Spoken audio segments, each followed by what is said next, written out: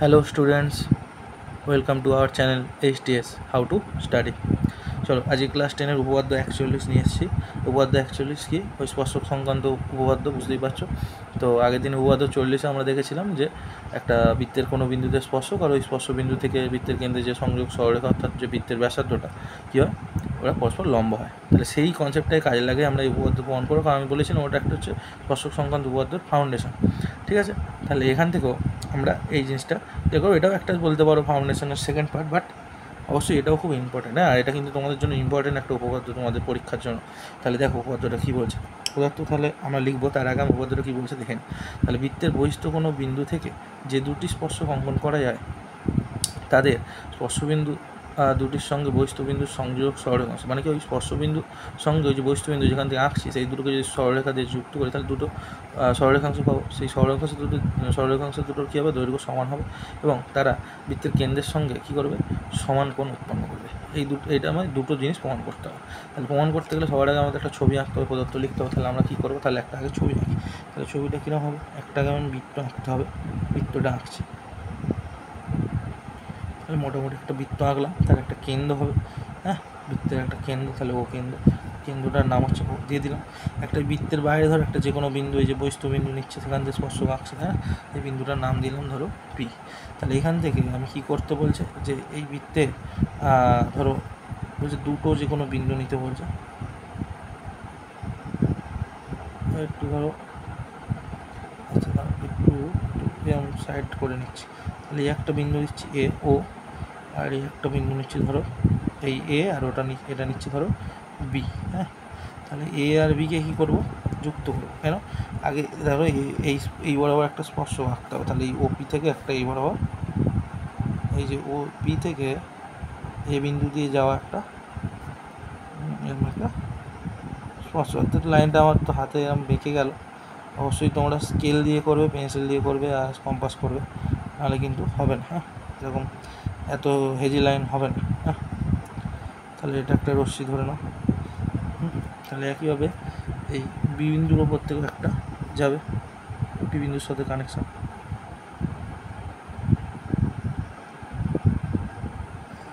মোটামুটি এরকম একটা বিন্দু হয়েছে, এটাকেও হেজি কোঅর্ডিনেট দেওয়া হচ্ছে, বাট আলটিমেট এটা কিন্তু স্কেল দিয়ে টানলে একটাই লাইন হবে। এটা এরকমভাবে করবে না ভুলেও, ঠিক আছে।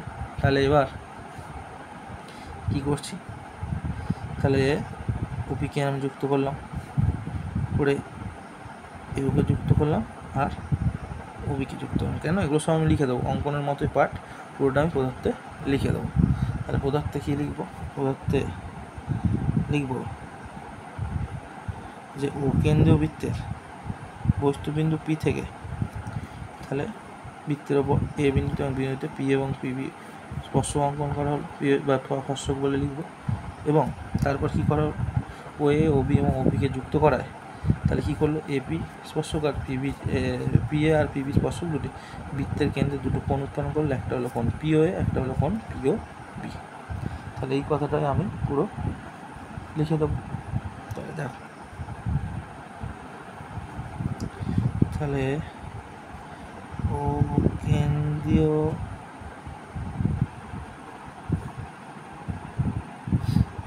বৃত্তে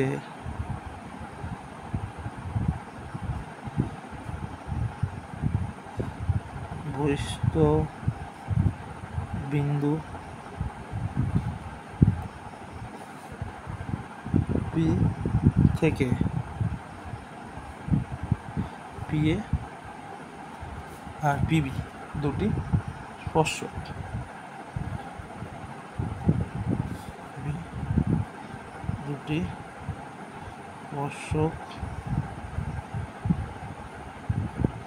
অঙ্কন করা হলো।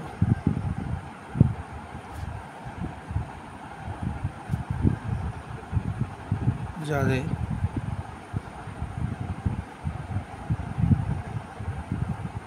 স্পর্শ বিন্দুগুলি যথাক্রমে এ, এই যে এ বি আর এর হচ্ছে বি, বৃত্তের পরিধির উপর এ আর বি দুটো স্পর্শবিন্দু, ঠিক আছে। এবং কি করলাম, কমা দিলে সুপার প্লাস হয়ে যাবে, কমা না, এবং তাহলে কি ও এ সেমিকোলন ও বি ও ওপি যুক্ত করায় পিএ ও পিবি স্পর্শক দুটি বৃত্তের কেন্দ্র, দেখো এই দুটো যুক্ত করে বৃত্তের কেন্দ্রের সাথে দুটো কোণ উৎপন্ন আছে, একটা পিও এ একটা হচ্ছে পিও বি। বৃত্তের কেন্দ্র ও এর সাথে কোণ পিও এ কোণ পিও বি দুটি কোণ উৎপন্ন করেছে বা করলো, যা লিখবে, ঠিক আছে।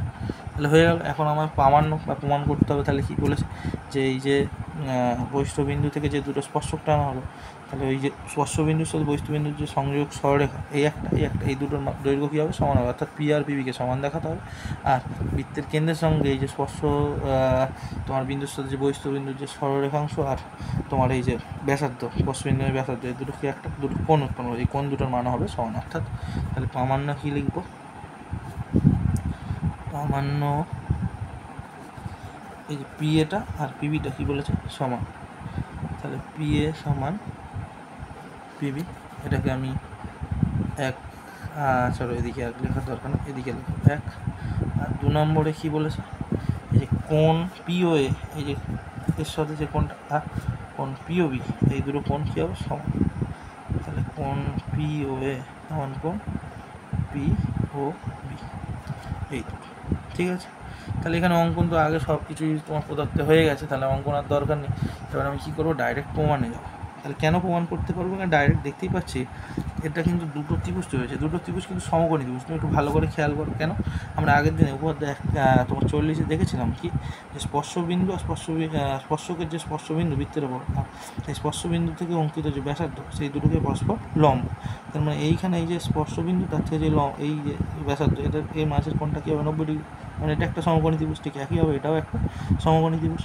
তাহলে এই যে দুটো সমকোণী ত্রিভুজের কী কী, তাহলে আমরা যদি বা একটা সমকোণ একটা অতিভুজ আর একটা বাহুকে সমান করে দেখাতে পারি, তাহলে এই ত্রিভুজ দুটো সর্বসম হবে।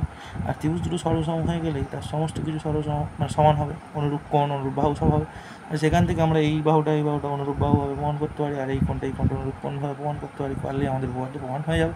চলো সেটাই করবো। তাহলে কী করবো দেখো, তাহলে দেখতেই পাচ্ছি পি আর পিবি স্পর্শক, তার উপর ও আর ওই হচ্ছে স্পর্শবিন্দুগামী ব্যাসার্ধ। তাহলে এই দুটো কি পরস্পর লম্ব, এটা আমরা জানি, তাহলে আমরা সেটা লিখে নেবো। তাহলে কি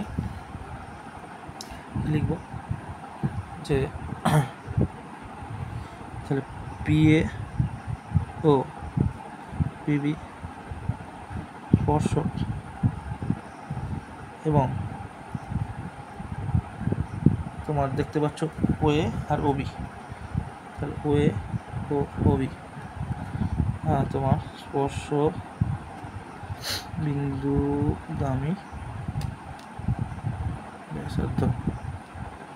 অর্থাৎ আমরা জানি যেটা সেটাই লিখবো, যে স্পর্শ বিন্দুগামী ব্যাসার্ধ ওই বিন্দুতে অঙ্কিত স্পর্শ তার উপর কী হয় লম্ব হয়। তাহলে কী লিখতে পারি, এই যে ওয়েটা পি এর উপর লম্ব, তাহলে ওয়ে লম্ব চিহ্ন দিলাম তোমার পি এ স্পর্শকের ওপর, এবং ওবিটা তাহলে পিবির ওপর লম্ব, তাহলে ওবি লম্ব পিবি। তাহলে এই দুটো জিনিস হয়ে গেল আমাদের প্রমাণের এখানে টুল হিসেবে কাজ করা। চলো এবার তাহলে এখন দুটো ত্রিভুজ নেবো, এই যে একটা হচ্ছে পিও এ একটা হচ্ছে পিওবি, এই দুটো ত্রিভুজের মধ্যে আমরা তুলনা করতে থাকবো। চলো তাহলে এখন ত্রিভুজ এই যে পিও এ, ত্রিভুজ পিও এ ও ত্রিভুজ দেখো পিও বি এর মধ্যে কি কি দেখো সমান আছে আমি বের করতে চাই। তাহলে একটু আগেই বললাম যেটা, যে এইখানে যেহেতু এই রেখাটা আর এই যে স্পর্শক এদের মাঝে অ্যাঙ্গেল কত 90 ডিগ্রি, কারণ এটা কি লম্বভাবে অবস্থিত। তাহলে এইটা আর এইটা যেহেতু 90 ডিগ্রি, তাহলে এই দুটো কোণ সমান, অর্থাৎ কি লিখতে পারি আমি, যে কোণ পিএও আর কোণ পিবিও এই দুটো সমান, যেহেতু প্রত্যেকেই সমকোণ, তাহলে লিখতে পারি কোণ পিএও সমান কোণ পিবিও। কেন? কারণ প্রত্যেকেই ব্যাপারটা লিখে দেবো, প্রত্যেকটি সমকোণ, প্রত্যেকেই সমকোণ লিখলাম। আচ্ছা, প্রত্যেকটি সমকোণ। আবার একটু যদি ভালো করে দেখি, যে সমকোণের উল্টো দিকে যে বাহুটা হয় ত্রিভুজ, সেটা কি অতিভুজ। তাহলে দেখো ওপিটা কিন্তু এই সমকোণের উল্টো দিকে অতিভুজ, আর ঠিকই হবে এইটা কিন্তু উল্টো দিকের অতিভুজ, মানে এই ওপিটাই কিন্তু এই যে সমকোণ তার উল্টো দিকের অতিভুজ। তাহলে দেখো ওপিটা কিন্তু সাধারণ বাহু, আবার কিন্তু এই বাহুটা কিন্তু এই দুটো ত্রিভুজেরই অতিভুজ, তাই না? তাহলে আমি লিখতে পারি যে ওপি সাধারণ বাহু, ব্র্যাকেটে লিখে দেবো কি অতিভুজ, কারণ আমরা এখানে ওই যে সর্বসমতার ওই শব্দটাকে লাগাবো, যে সমকোণ অতিভুজ আর বাহু। তাহলে এটা হলো বা HS, right angle hypotenuse side, তাহলে অতিভুজ হয়ে গেল। আরেকটা কী করবো দেখো, এই যে ওয়েটা আর ওবিটা, এই যে দুটো এই বাহু ত্রিভুজের, এই দুটো ত্রিভুজের এরাও কি সমান, কারণ কি এরা কি একই বৃত্তের ব্যাসার্ধ, কারণ ওয়ে আর ওবি সমান, এবং ওয়ে সমান ওবি, ব্র্যাকেটে লিখে দেবো একই বৃত্তের ব্যাসার্ধ হয়ে গেল। তাহলে অতএব যেহেতু দেখতে পাচ্ছ, তাহলে সমকোণ, অতিভুজ আর ব্যাসার্ধ, মানে এখানে একটা দৈর্ঘ্য, সাইড বা বাহু, এই তিনটে শর্তে পেয়ে গেছি। তাহলে এই তিনটে শর্তে এই ত্রিভুজ দুটো কী হবে, সর্বসম। তাহলে লিখে দেবো অতএব ত্রিভুজ পি ও এ সর্বসম চিহ্ন দিতে হয় কীভাবে জানো, সর্বসম কী হবে, ত্রিভুজ পি ও বি সর্বসম। তাহলে কোন শর্তে লিখে দেবো, যে আর এইচএস বা সমকোণ হাইপোটেনিয়াস আর সাইড, আমরা ইংরেজিতে এরকমভাবে লিখে দিচ্ছি আর এইচ এস, বা তুমি লিখতে পারো সমকোণ অতিভুজ বা কোনোটাই অসুবিধা নেই, যে কোনো একটা আর এইচএস শর্তে লিখে দিলাম। এই দুটো সর্বসম। এখন এই ত্রিভুজ দুটো সর্বসম হওয়ার মানে কি, এদের সব কিছুই এখন সমান। তাহলে এই বাহুটা ধরো এই ত্রিভুজ এই বি কোণটাকে যদি উল্টে দাও, দিয়ে দেখো ঠেকালে কোথায় ঠেকবে, এ কোণে।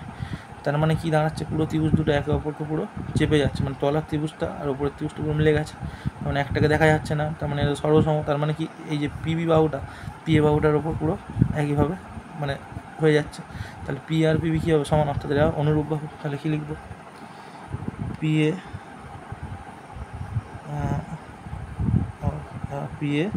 সমান পিবি। তাহলে এটা কী লিখে দেবো, সর্বসম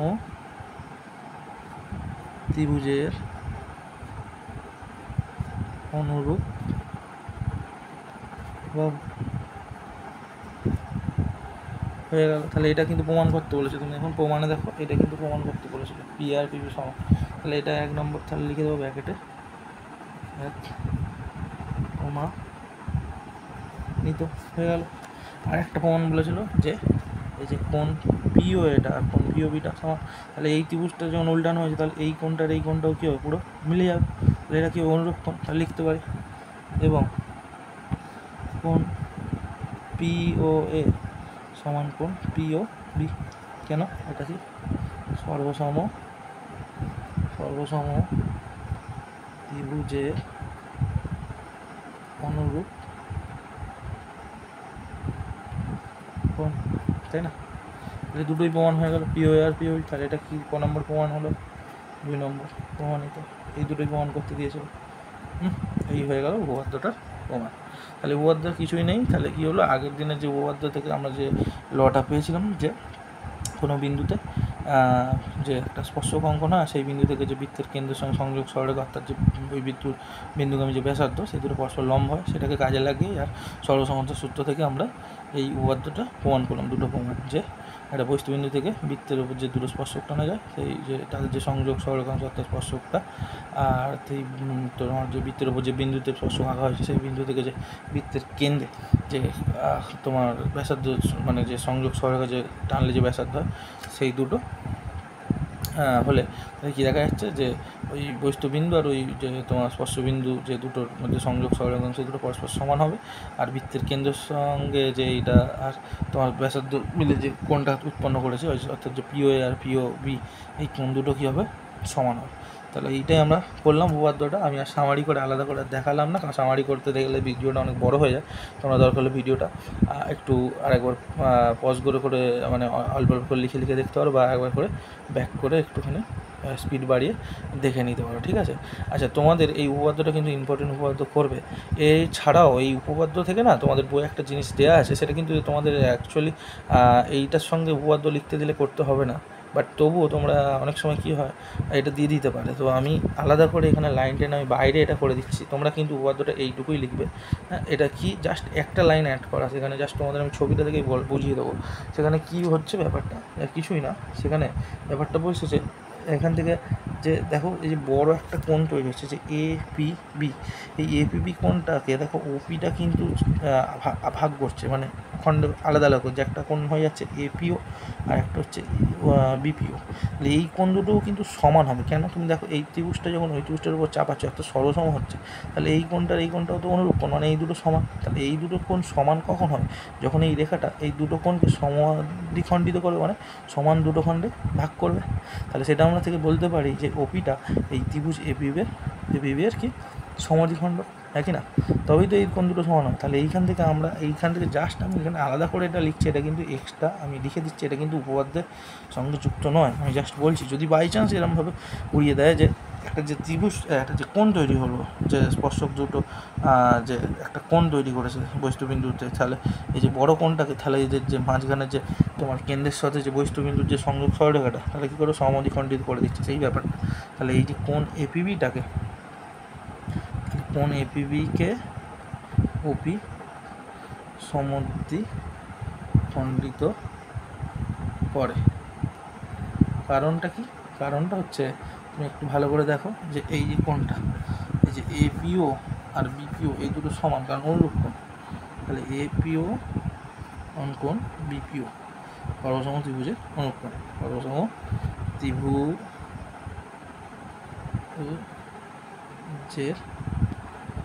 অনুরূপ। আর এই দুটো কোণ সমান মানেই কি, ওই রেখাটা যেহেতু ওদের মাঝখানে আছে, তাহলে এই রেখাটা নিশ্চয়ই কোণ বড় কোণটাকে দুটো সমান খণ্ডে ভাগ করেছে, অর্থাৎ তাকে বলো সমদ্বিখণ্ড। তাহলে ওপি এই কোণ এপিবি এর সমদ্বিখণ্ড।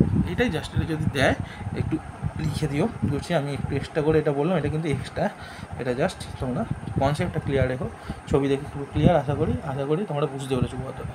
তো ভালো করে এটা করো, এটা কিন্তু ইম্পর্টেন্ট উপপাদ্য, এই অবধি করবে উপপাদ্যটা যেটা দেওয়া আছে, এটা এই অবধি, এটা জাস্ট এক্সট্রা। এটা যদি বাই চান্স এইভাবে কিছু প্রশ্ন আসে, তাহলে সেক্ষেত্রে এইটুকু মানে এই লাইনটা একটু আগে লিখে তারপর এখানে লিখে দেবে এটা।